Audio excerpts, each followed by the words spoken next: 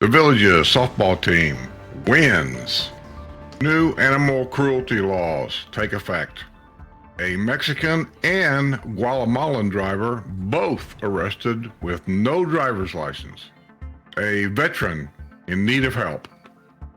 The problem with distracted drivers in the villages in roundabouts. District 1 turning up the heat about the safety on Morris Boulevard. The Villages is selling homes that are out of compliance. Evolution Dance to present a show filled with old movie memories. The Buena Vista Boulevard extension is now open. Seat saving at the squares is back in the news again. This and more coming up.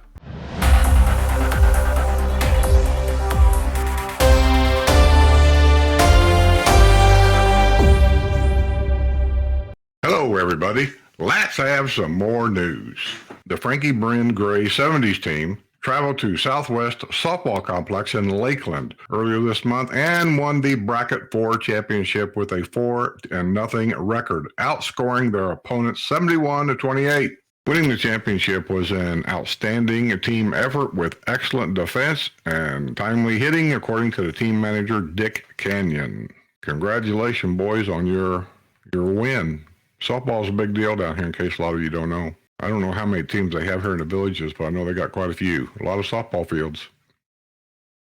State Attorney Bill Gladson has established an animal cruelty task force for Citrus, Hernando, Marion Lake, and Sumter counties. Good. You pit bull dog fighters, I hope they take all of you out. And those of you that everybody thinks they got a thoroughbred in their backyard, but they don't feed it or give it water on a hot day, I hope they take you out too. The goal of the task force is for law enforcement, animal services, and other animal protection organizations to work together to effectively investigate and prosecute animal cruelty crimes throughout the 5th Judicial Circuit. Florida law affords us some of the best protection to animals in the United States. The state currently ranks 7th in the nation in terms of the strength of its anti-cruelty legislation, according to the Animal Legal Defense Fund. It takes the cooperation of the community and all related agencies for these laws to be effectively enforced.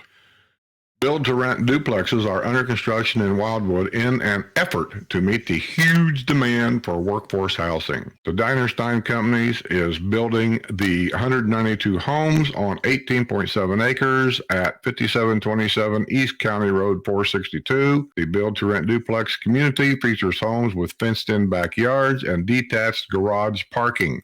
The community offers 1-bedroom, 2-bedroom, and 3-bedroom layouts ranging from 685 square feet to 1,445 square feet. The development is expected to be completed in mid-fall 2024 with initial occupancy beginning in spring of 2023.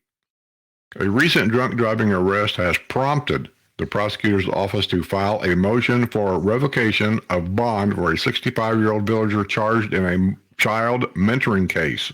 The motion was filed January 9 in Marion County Court with regard to Daniel Lee Messerschmidt of the village of Bonita. He had been free on $12,000 bond when he was arrested in December on a charge of driving under the influence after crashing his SUV on Morris Boulevard. The prosecutor points out in the motion that the DUI arrest is sufficient reason to revoke bond for Messerschmidt, who is already facing charges of burglary and criminal mischief in Marion County. The former Village of Poinciana resident was arrested earlier last year after he had gotten involved in the Christian program Dads for a Day and began mentoring a Summerfield boy, according to the arrest affidavit from the Marion County Sheriff's Office. After he was introduced to the boy and the boy's mother, I decided I would go the distance with them, withholding nothing without hesitation or reservation. In the letter in which he resigned from the Dads for a Day program, he wrote he made a mistake when he committed to the boy's mother.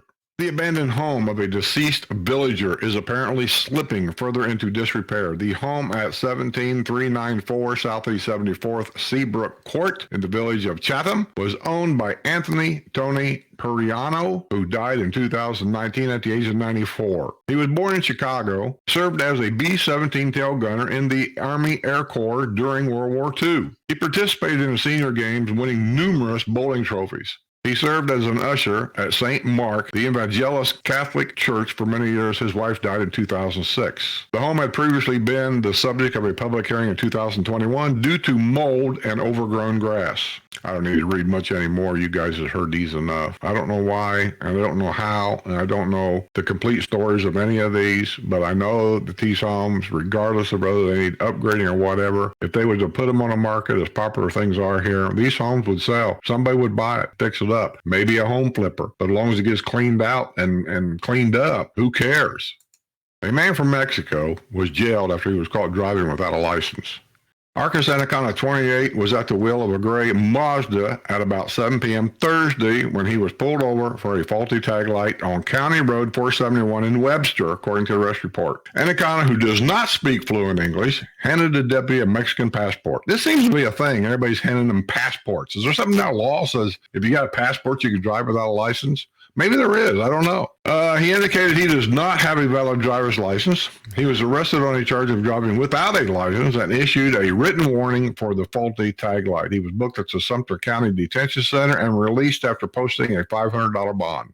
You know, I've always told people here, and I always reiterate it, don't let your guard down. Just because this is a retirement community, and it is, doesn't mean that everybody in here is from here or even belongs here for that matter. The streets in here are open to the public. That means anybody can drive through here no matter who they are, where they come from. All squares are open to the public. They are not an amenity that we pay for, period. So anybody can go down to the squares no matter who they are or no matter where they come from. So I just say, just be cautious. Don't let your guard down. Know your surroundings and just be careful. And this here is a really good report of what I mean. And this happened around the Marsh Bend area of the Villages, which is one of the newer areas of the Villages. Not the newest, but a newer area. 3 subjects have been arrested in a shooting which occurred in Adamsville, not far from the village of Marsh Bend. The Sumter County Sheriff's Office was called in the wee hours Saturday to a dead end on County Road 510 where a male victim had been robbed at gunpoint and suffered a single gunshot wound to the back. He was transported to the hospital at Ocala. Deputies have arrested 24-year-old Joshua Aaron Timmons of Wildwood on charges of attempted murder and armed robbery. He is being held without bond at the Sumter County Detention Center. The sheriff's office said in a statement that Timmons had been assisted by 20-year-old Lauren Page Locker and 20-year-old Gracie Madison Lemke, both of Wildwood. They were also being held at the jail. Timmons had been arrested in 2020 with a gun and drugs. Timmons was arrested on charges of attempted murder and armed robbery. He is being held without bond at the Sumter County Detention Center. The sheriff's office said in a statement that Timmons, who has a long criminal history, had been assisted by Lemke and Locker. Lemke is facing felony charges of burglary and robbery. She was released at 7:42 p.m. Sunday after posting a $20,000 bond. Locker is facing federal charges of burglary and larceny. Her bond has been set at $17,000. She is still being held. Lemke does not appear to have any previous criminal history. Officials in the Villages were once again forced to consider the sad case of a veteran who remains behind bars. The Community Development District 4 Supervisor Mark Hayes offered his assessment of the situation in the Ashley Villas in the village of Calumet Grove, where 53-year-old Brian Kessinger has had his neighbors on edge for months. It's a sad case of a veteran in need of help, said Hayes, who has been working closely with the resident of the Ashley Villas. During a public hearing Friday at Savannah Center, Hayes and Kessinger's villa at 7571 Southeast 171st Sun Valley Place is up for sale. For the moment, Kessinger continues to be held in the Marion County Jail, where he is facing a number of charges, including trespassing and disorderly conduct. Neighbors previously have detailed Kessinger's bizarre behavior, which includes ringing neighborhood doorbells, revving his car engine, spraying paint in Villa Road in front of his house, and menacing neighbors with threatening, obscene language. Residents have described keeping guns and knives handy, as they said they are fearful of Kessinger. Kessinger, who had twice battled brain cancer, took part in the endeavor to raise money for the Joseph Center of East St. Louis, Illinois, which helps homeless veterans. At the time, he called his efforts a labor of love, according to the local press accounts. Hayes, who has looked into Kessinger's history, said something went terribly wrong because of the brain cancer. In Friday's deed compliance hearing, supervisors were shown photographs of spray paint on a driveway at Kessinger's home. As of the past week, the property remained out of compliance. Hayes said it is hoped that Kessinger will be able to get help through the Veterans Administration. And I'll just say good luck to him. I hope he gets his help. Distracted drivers prompting greatest number of accidents in roundabouts. And you see it every day, not just here, everywhere. People just don't listen. It's a shame that people die because other people just don't listen. The majority of crashes in the villages are occurring in roundabouts, and most of those accidents are being caused by distracted drivers. Do you know what distracted driving is? I venture to say that most people that I see anywhere around here doesn't really know what distracted driving really is. Let me put it simply to you. If it causes you to take your eyes off the road for 1 second, you're being distracted. I don't care what it is. Eating food, changing radio stations, talking to somebody next to you and looking over at them, that's distracted driving. Lieutenant Robert Seimer reported on crashes in his quarterly update Friday morning to Community Development District Supervisors of Savannah Center. Seimer, who serves as commander for the village's district of Sumter County Sheriff's Office, said there were 290 crashes in the fourth quarter of 2022 in the village's portion of Sumter County. He said that most crashes are occurring in roundabouts and most are attributable to distracted driving. There were also 24 golf cart crashes in the fourth quarter, including a crash which included a golf cart, a vehicle, and a roundabout. There were 295 tickets issued in the fourth quarter. The Sumter County Board of County Commissioners, in cooperation with the Sumter County Sheriff's Office, has developed an educational guide to navigating roundabouts in Sumter County. Community Development District 1 officials are ready to turn up the heat on Sumter County with regard to safety concerns about Morris Boulevard north of County Road 466. And I agree with it. It's a dangerous, dangerous area. CDD 1 supervisors are hoping a $116,450 study will provide options for improving safety on Morris Boulevard, where they believe the commingling of golf carts and automobiles has become unacceptably dangerous. And I also agree. Because, one, there are certain areas in that where the golf cart trails are in that area where the cars actually have to cross a golf cart trail to get in a turn lane. That's unacceptable. Two, there's an area up there, I can't think of the name of the road, I want to say Rio Grande Boulevard, where if you're going to go straight and you cross Rio Grande Boulevard there on Morris Boulevard, there's a dip in the road right there. It seems like it keeps getting worse from one year to the next. And if you've got a golf cart that goes a little fast, you hit that dip, and I could actually see a golf cart turning over because of that dip. Most people slow down because they're aware of it, but what about the new ones that are not aware of it? That area needs looked at seriously. Community Development District 2 Board of Supervisors has received a $7,500 check after the foreclosure sale of a home which had been in violation of deed compliance. District Council Mark Briannes presented the check to the board Friday at its meeting at Savannah Center. The home at 1906 Augustine Drive in the village of San Domingo was in foreclosure with the utility shutoff when it was sold at auction in November for $206,000. Briannes has worked over the past several months to tighten up the process so CDDs are in line to collect overdue money when the property changes hands. You are the first district to benefit from this new process. Joseph and Rosemary Downey purchased the home in 2004 for $182,500. They married in 1968. She died in 2016. Joseph Downey died September of 2020. The day after his 81st birthday, that same month, the home was turned over to his son, Timothy James Cronin Downey. He was arrested at the home in 2021 after Sumter County Sheriff's deputies received a report of concern that the Weymouth, Massachusetts native he might be a danger to himself. He has previous arrests for driving under the influence, drug charges, and driving while license suspended. So they got him out, and then the house was auctioned off. It's about time that they started cleaning some of these things up. Now, here's a report that somebody else is making that I've been talking about for the longest time. So please listen up carefully. Here's another person bringing up the problem that I've consistently talked about. Community Development District 3 supervisors are warning that the villages is selling patio villas that are obviously in violation of deed compliance. It's not just patio villas by either. It's all of them. Just know, make sure before you sign a name on a dotted line that everything on that property, everything that you can see has been done on that property is in deed compliance. If not, once you sign that deed or once you put your name on that dotted line, you are responsible for everything that's out of compliance. The old argument of, well, that's the way it was when I bought it means nothing. Listen to me. It means nothing. To say, well, it's been that way for 20 years means nothing. If it's out of deed compliance, if one of your neighbors complains because you're the new guy on the block now, it may cost you $10,000 to take all the gravel out of that front yard and replace it with sod, and all the arguments in the world isn't going to get you anywhere.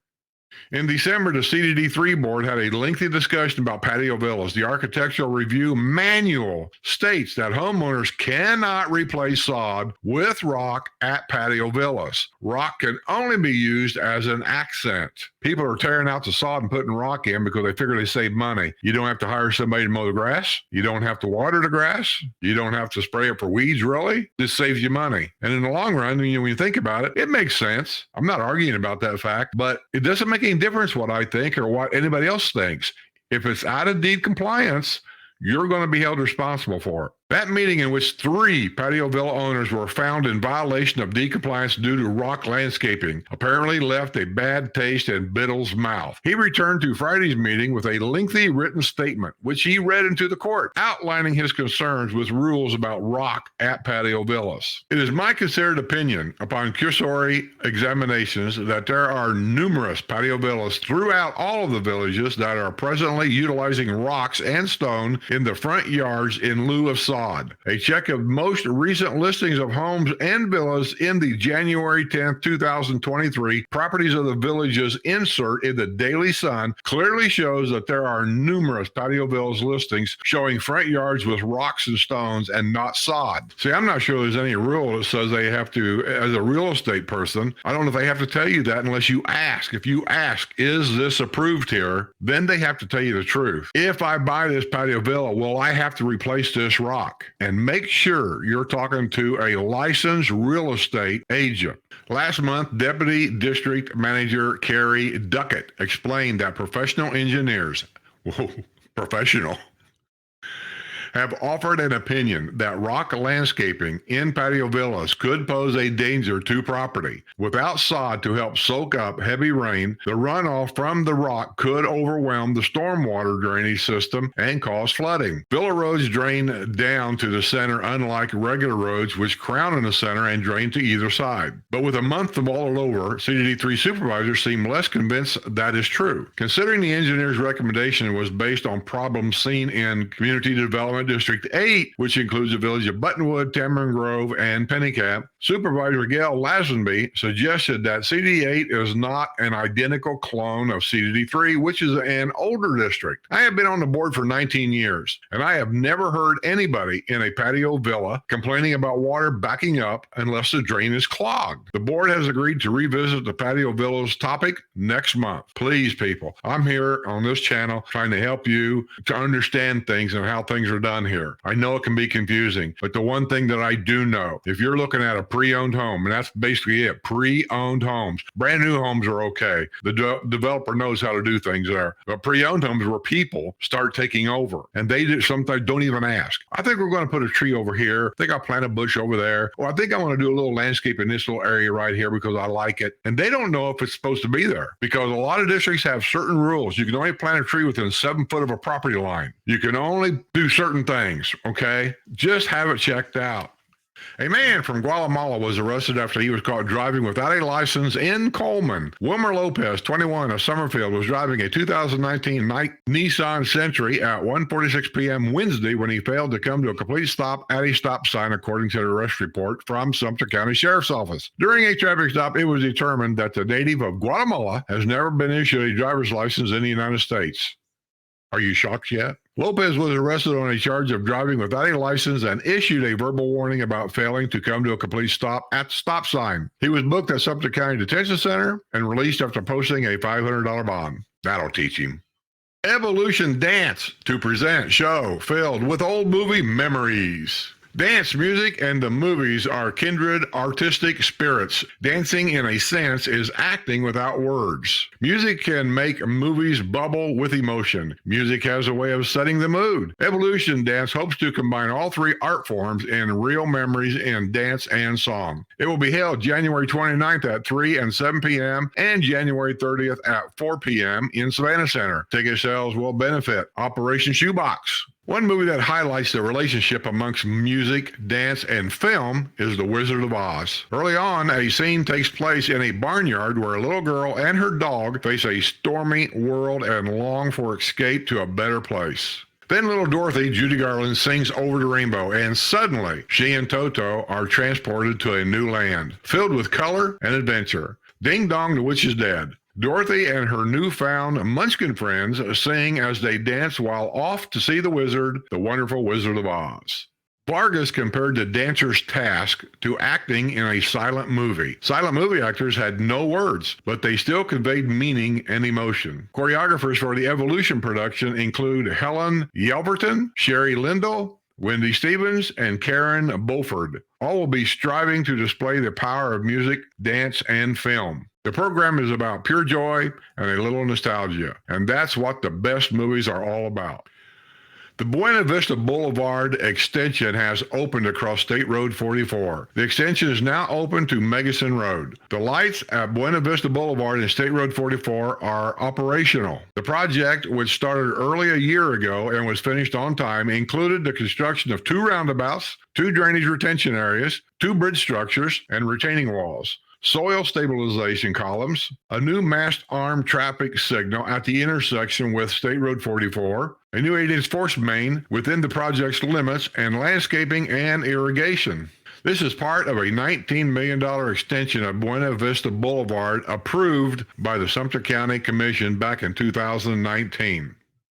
To the editor, I, for one, love to go and watch the bands perform at the squares. I am not part of any of your villages, but I live in Lady Lake. My parents moved to Florida before the Great Expansion.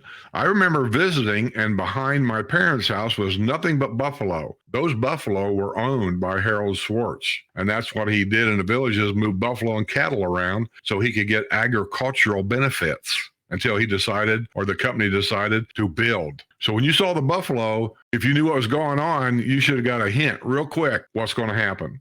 Now it is houses and assisted living. I am not complaining about the expansion. I am just upset that someone has the nerve to complain about seat saving in the squares when the people are up and enjoying themselves dancing. I'll agree with you on that. I've seen that complaint. I've seen it written a couple of times now that I don't know who's doing it. I don't know who got this big idea or this big swelled head to do what they're doing. But if somebody's up in the square, they say, what is seat saving? I'm going to tell you what seat saving they're talking about you cannot do.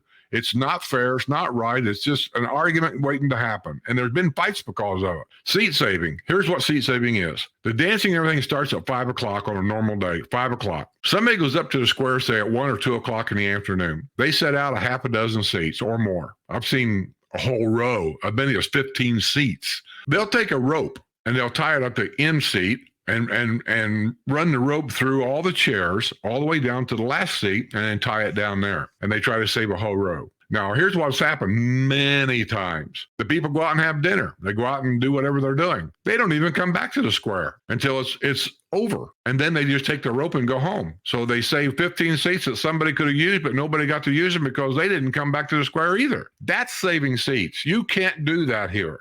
That's strictly against the rule. And you're going to get in trouble because there's people here, and I know people here. I've seen them do it. I personally don't know them, but I've seen them do it. They'll go to a square, and if you got 8 or 9 or 10 chairs with a rope over top of it, they're politely going to take your rope off that chair. Anything that's in those chairs, coat or whatever, they're going to set it off to the side, and they're going to sit in your chairs or what you think is your chairs until you come back. And you're going to get mad, and you're going to find out there's nothing they can do about it because saving seats is against the rule. Now, if you're in a seat and you've been watching people dance and you want to get up and dance, you put a bottle or a coat or something in your seat, or maybe somebody sitting next to you that you know will save that seat until you get done dancing. That is not saving a seat. They were already there. I mean, if you get up to dance, that doesn't mean that seat is open for anybody to grab. So the argument back and forth here about this, I think, is getting really ridiculous. A letter to the editor. To the editor, in response to the gentleman who complained about seat saving, I agree with him. Just hire someone to manage the interest and show your ID. Offer the job to the ambassadors. You don't even need to find help. That's sent in by Dennis or Denise Nee from the Sawyer Villas. Well, Dennis or Denise, the Squares is not an amenity. It's open to the public. It's always been open to the public. Anybody can go in. Well, I think that's going to be about the news for this week. And I hope to see you guys again next week. So until then, don't leave your keys in your golf cart.